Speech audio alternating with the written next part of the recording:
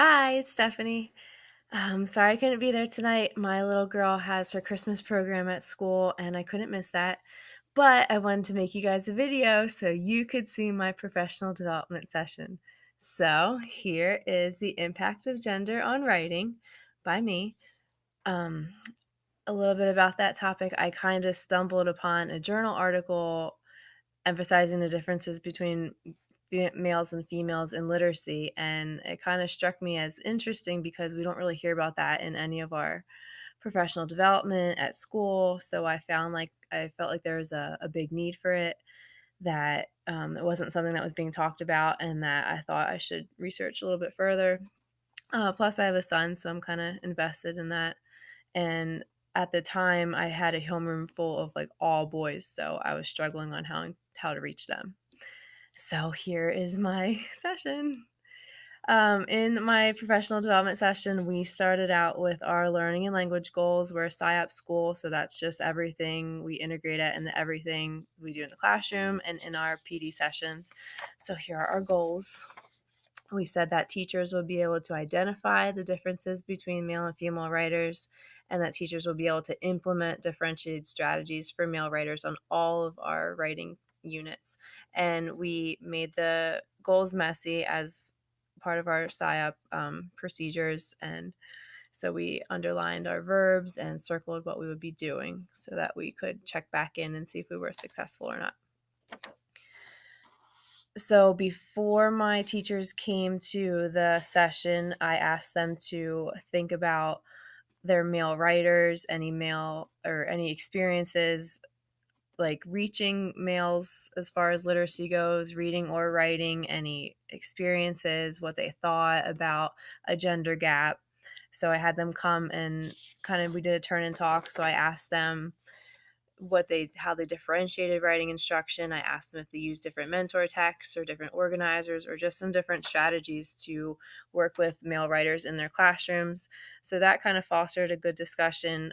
Teachers got to share a couple of different things that they've done in the past, a couple mentor texts, but they kind of found that they didn't really differentiate for them. So that was good to know, because then I felt like this PD would be really useful for them. So they were also, during this discussion, they were also just wondering the actual need for it. Like, they felt like they were differentiating based on EL levels or academic levels, and um, they weren't really sure, like, should we differentiate between male and female? Like, that's just kind of weird. So it was nice that I was able to present them with some research that I've done showing that there is a growing gender gap in the area of literacy between males and females, that females are scoring 10 to 15 percentage points higher on our literacy assessments, and that the achievement gap between males and females in writing is 6 times bigger than the difference between the math scores.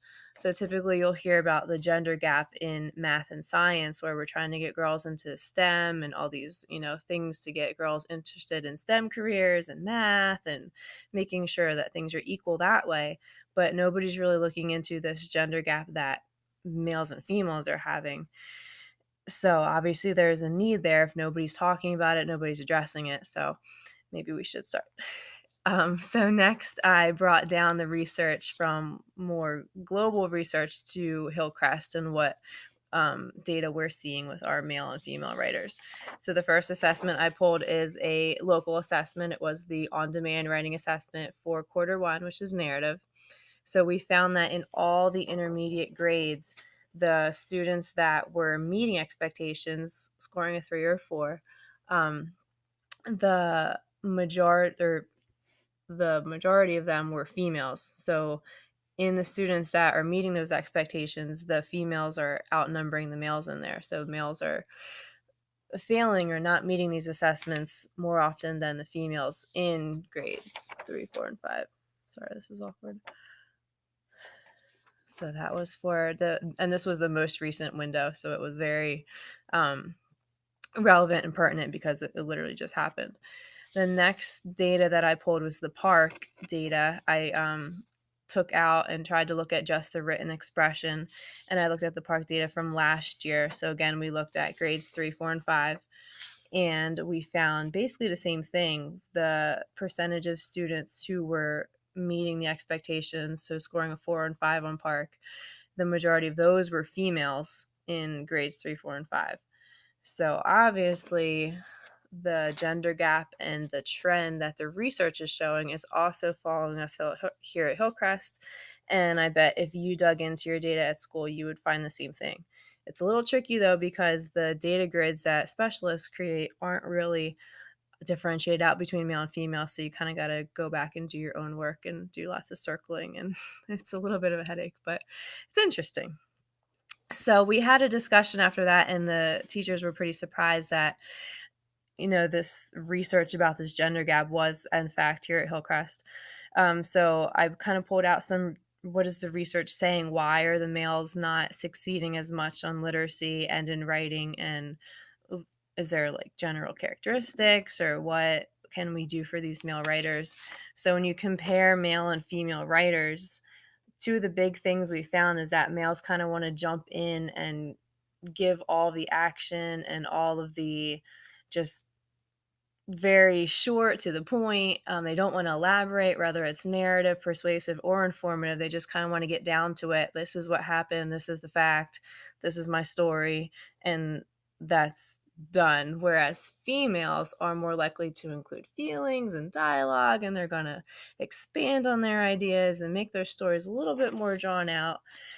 Don't want to go into stereotypes here, but sometimes males kind of want to just jump to the point, and females want to talk about our feelings and include all of these things. So it's surprising, but not really, that that's kind of showing up in the writing behaviors of our elementary school students. So, since we took a look at that, I wanted to provide the teachers with some strategies that they could take back to their classrooms to help out our male students. And I really wanted to focus and make sure that we were thinking about all of our writing units. I didn't want to just focus on narrative, one, because it's over, but two, like, we need to succeed in all areas of writing, not just narrative. So, our 3 writing units here in Frederick County for third through fifth, and I guess it's everyone, is narrative, informative, and persuasive. So, one of the first strategies that I talked about was called Pass the Bag, and it's for narrative writing. And it's kind of like a collaborative story building. So, the teacher would start off with a prompt, just something random, like one day there was a third grade boy and he was late to school. And then, um, kind of like an interactive story where the students build in the next events, but you are passing a bag as you're adding the next event. And inside your handy dandy bag is 3 different tickets. So the students, when it's their turn to add to the story, are going to pull a ticket out. And depending on what their ticket says, they need to add something based on that. So they can pull out a dialogue ticket, they can pull out a reflection ticket, or they could pull out a description ticket. So it's really helping the boys kind of expand and like, oh, I have to give a description. Like, let me think of some adjectives and describe something. Or, oh, I need some dialogue here. What did the characters say? What did they do? Or even a reflection, thinking about the feelings. What was this character feeling in this moment? What are they thinking? So it's good for all students. All of these strategies are, but it's really just helping the boys kind of expand and get down to just past the events, but really what's happening in between for their narrative writing. And I did this with my students, but it was at the end of our narrative writing unit. So it was just kind of something for fun, but excuse me. The kids really enjoyed it. They thought it was fun. And I did get some really good details out of my boys that I didn't necessarily get on their on demand. So we'll remember that for next year. Moving on, our next unit is informative writing, which you're in right now. So, informative writing, the strategy that I chose was something called Stretch It. So, the students would all get this resource, which has some different prompts on it, different ways to stretch out your writing and add details to it that our males are kind of lacking. And what I did was I wrote a really boring paragraph. We were researching whales for informative writing. So I wrote a really boring paragraph about orca whales that doesn't really have a lot of details. So I presented this to them and I said, okay, do you feel like you know a lot about orca whales?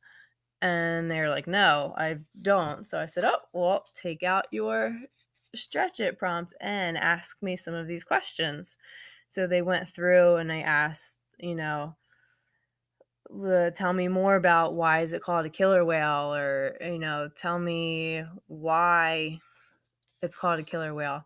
And then we went through and we rewrote the paragraph, adding in more facts and more details based on their questions, and really expanded that paragraph and stretched it out so that we got past just the bare minimum facts of an orca whale. We're in the process of the informative unit right now, so we'll see how that pans out, but hopefully it will be effective and helping these boys just not give me the bare minimum on their whales, but give actual important details that are in an interesting way and like a full bodied research about whales.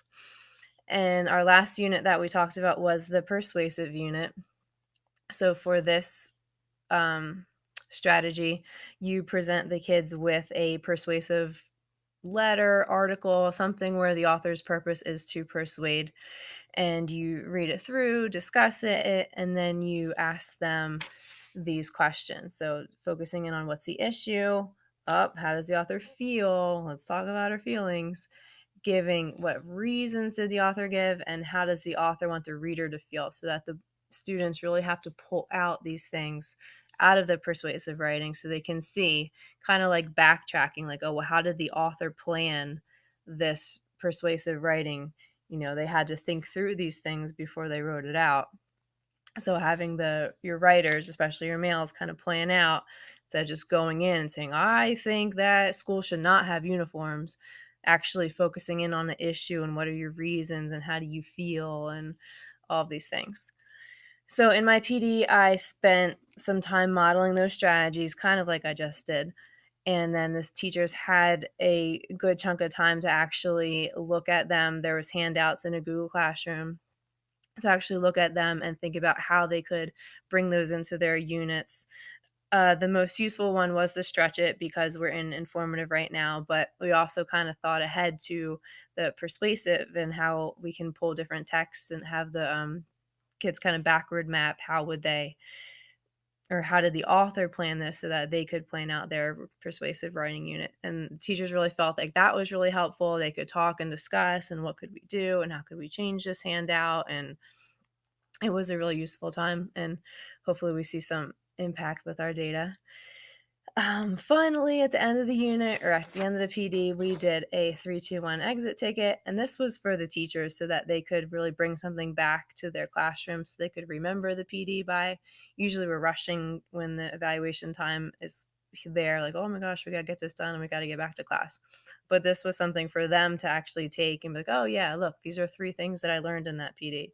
That's something I want to research more, and one thing I'm going to do right now. So you immediately felt successful and that your time was valued. And then, of course, I had an evaluation in the Google Classroom that was sent just to me. So I had good ratings in my very first PD. It was quite an interesting experience to be teaching teachers instead of students. But I enjoyed it because I liked how collaborative it was. I think it mirrored what I do in the classroom. I don't like when I'm talking a lot, like in this video. It's kind of weird. So I like that my PD was really collaborative and there was just a lot of discussion and it wasn't just all me talking. I'm really sad I don't get to see your guys's sessions and what you researched, and I hope to see you guys soon, and good luck with the rest of the semester. Bye. Thank you, Lee, for letting me do this in Miss Class. Sorry.